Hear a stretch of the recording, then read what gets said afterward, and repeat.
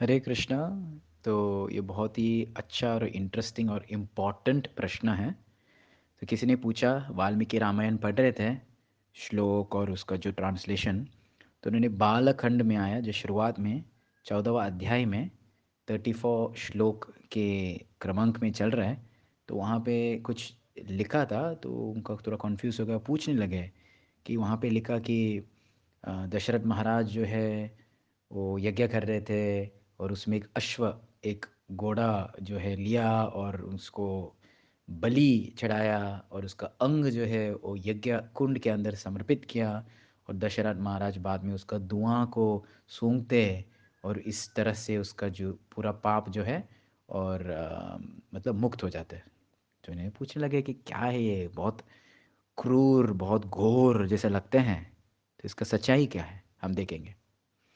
तो पहली चीज़ हम ये देखना चाहिए थी कि इसका अम, यज्ञ या हावन या हेतु क्या है।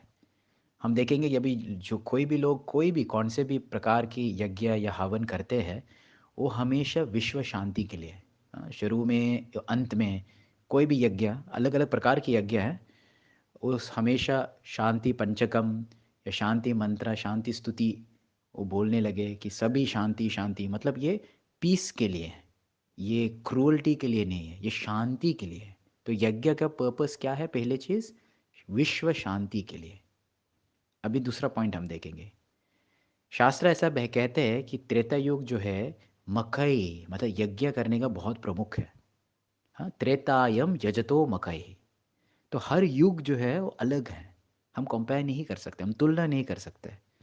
जैसे हमारा स्कूल में छोटे छोटे कंक्ष में है, उस टाइम में कोई कैलकुलेटर यूज़ नहीं करते, हम लोग खुद कैलकुलेट करना पड़ेगा या कोई रेफरेंस बुक रहता है। लेकिन आजकल कैलकुलेटर अलाउड है। जो जो चीज़ हम कॉलेज में इंजीनियरिंग में पढ़ा, आजकल वो 8वीं का बच्चे भी एक्सपोजर दिया। हम बोल नहीं सकते पहले हमने नहीं सीखा, अभी क्यों सिखा रहे हैं। सो हर युग जो है, जैसे टाइम चेंज हो जाते हैं, चीज़ भी चेंज हो जाता है। हाँ, हमारा साधारण जीवन भी हम देखते हैं।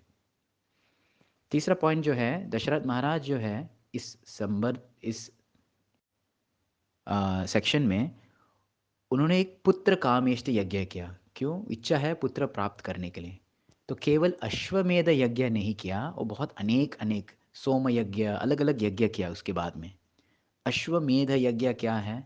अश्व मतलब घोड़ा, एक घोड़ा को अर्पण करने का। अभी हमको पता है ये केवल एक ही यज्ञ नहीं है, अश्वमेध, गोमेध, ऐसा भी अलग अलग प्रकार के यज्ञ है। तो अश्व क्यों है? सो बृहद आरण्य का उपनिषद जो है शुरुआत में बता रहे कि अश्वमेध क्या है, कैसे करने का, और ये घोड़ा को क्यों चुना। क्योंकि वो सबसे बेस्ट एनिमल है, वो जैसा एक ब्रह्मन या भगवान का प्रतिनिधि है जानवरों में। हम देखें दक्षिण भारत में अ, जब भी भगवान का सुबह सुबह पहली आरती जो है, जो कहते हैं विश्व रूप दर्शन, तो 3 प्रकार के प्राणी हैं, 3 प्रकार के जानवर हैं, भगवान के सामने प्रस्तुत करते हैं। पहले जो है गौ माता, दूसरा जो है श्वेत या वाइट घोड़ा है, तीसरा जो है एक बड़ा हाथी है। तो ये 3 प्रकार के एनिमल्स हैं, ये 3 गुण के प्रतिनिधि हैं, सत्वगुण, रजगुण, तमोगुण।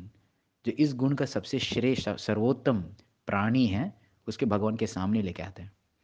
और बृहद को उपनिषद बता रहे थे कि हर अंग है जैसे कि ब्रह्मन के समान है, उसका आंख जो है वो सूर्य और चंद्र के समान है। तो वो सोच के इसका प्रतिनिधि को निर्माण करते, एक्सेप्ट करते, वो घोड़े को अर्पित करते हैं। अभी पहले जैसे हमने चर्चा किया, जब भी अश्वमेध या गोमेध या कोई भी यज्ञ करते थे, जब भी कुछ भी बलि चढ़ाते थे, एक्चुअली वो जानवर या जो भी है उसका नया जीवन मिलता है, उसका अच्छा शरीर मिलता है। तो ब्राह्मण जो का मंत्र उच्चारण के द्वारे, उसका शक्तियों के द्वारे, वो वो जो जानवर जो अर्पित किया या यज्ञ किया, त्याग किया या बलि किया, वो एक्चुअली अच्छा सद्गति मिलना चाहिए। अगर नहीं हुआ, उसका उच्चारण गलत है, तो फिर उसका जो परिणाम है, वो पाप जो है वो ब्राह्मणों को लगाते हैं।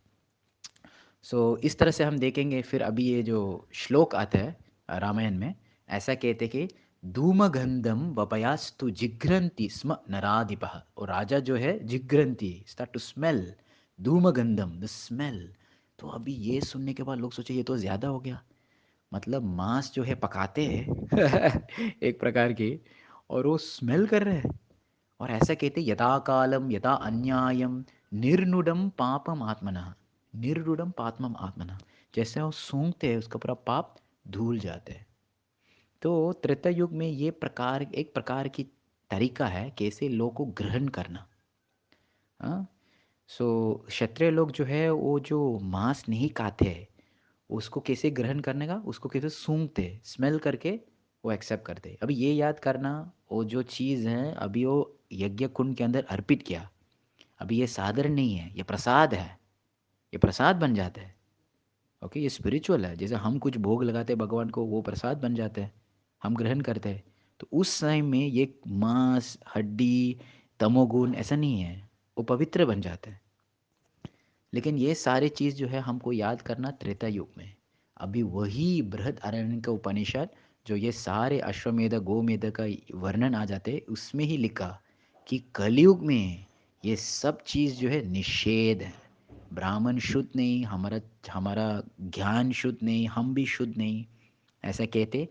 अश्वमेधम गवालंभम संन्यासम फलपैतृकम देवरेण सुतोत्पत्तिम कलौ पंच विवर्जयेत। पांच चीज़ जो है वर्जित है, पांच चीज़ जो है निषेध है कलयुग में। अश्वमेध करने का, गोमेध करने का, कर्म संन्यास लेने का, फल पैतृकम मतलब पितृ को मांस अर्पण करना, देवरेण सुतोत्पत्तिम हम ब्रदर इन लॉ से बच्चे पैदा करने का, ये सारे चीज़ निषेध है, क्योंकि कलयुग में मन शुद्ध नहीं है, शुद्धता नहीं है, हम जल्दी दूषित बन जाते हैं, तो इसलिए उसके मना किया। सो जैसे कोई भी इस काल में अगर ये प्रसंग पढ़ेंगे वो सोचे अरे यार ये लोग कैसे होगा। इसलिए आजकल काफ़ी लोग जो है जो सनातन धर्म के विरोध में, वो जब भी ये सब भी चीज़ पढ़े, वो देखा देखो आप लोग का कितना क्रूर है, आप लोग का कितना गंदा है, आप लोग आरोप करते हैं कि हम लोग ये खाते वो खाते, आप लोग भी ऐसा खाते, लेकिन ये फ़र्क है, इसका अंतर बहुत है। एक चीज़ लॉजिकली हम देख सकते हैं, अगर हमारा ये ऐतिहासिक लोग जैसे रामचंद्र भगवान और दशरथ महाराज ये सब मांसाहार खाते हैं, तो क्यों देश भर जितना भी राम मंदिर है वो क्यों शाकाहारी है, और क्यों जब भी हमारा विधि विधान होते वो शाकाहारी है प्रमुख है। अगर खुद ये भगवान जो है रामचंद्र भगवान वो भी खाते हैं, तो उसका अनुगति जो है उसका जितना भी भक्त हैं वो क्यों नहीं खाते हैं, और मंदिर में क्यों अलाउड नहीं है, ये सबको पता है, क्योंकि ये हमारा संस्कृति नहीं है। तो जहाँ जहाँ ऐसा प्रसंग आते हैं हम उसको शास्त्र के अनुसार समझना चाहिए कि उस समय में ये चीज़ अलाउड है, उस समय में इस चीज़ दूषित नहीं है, क्योंकि शास्त्र के अनुसार वो शुद्ध बन जाते हैं। हम ये समझ नहीं पाया, क्योंकि हमारा मन भी हम सोच नहीं पाया कि मंत्र इतना शक्ति है क्या, कभी एक्सपीरियंस नहीं किया कलयुग में। कलयुग में जितना भी युग आगे जाते, सत्य युग से द्वापर युग से त्रेता युग से कलयुग, उतना स्थूल उतना ग्रॉस बन जाता है कि जो सूक्ष्म चीज़ जो है हम सोच नहीं पाया, कल्पना नहीं कर सकते, कि हम बिल्कुल समझ नहीं पाया। तो ये बहुत ही अच्छा प्रश्न है। आगे जाके रामायण में ही बहुत सारे ऐसा प्रसंग आते हैं, बहुत सारे सेक्शंस आते हैं जिसमें जो लोग सनातन धर्म के विरोध में वो निकाल के वो प्रश्न पूछने लगे। तो कृपा कीजिए आप लोग पूछ सकते हैं यहाँ पे। कभी भी भ्रमित मत हो, वो ये समझना चाहिए कि अलग अलग युग अलग अलग काल में अलग अलग रूल्स हैं, क्योंकि लोग का जो योग्यता ही अलग है। ओके, हरे कृष्णा।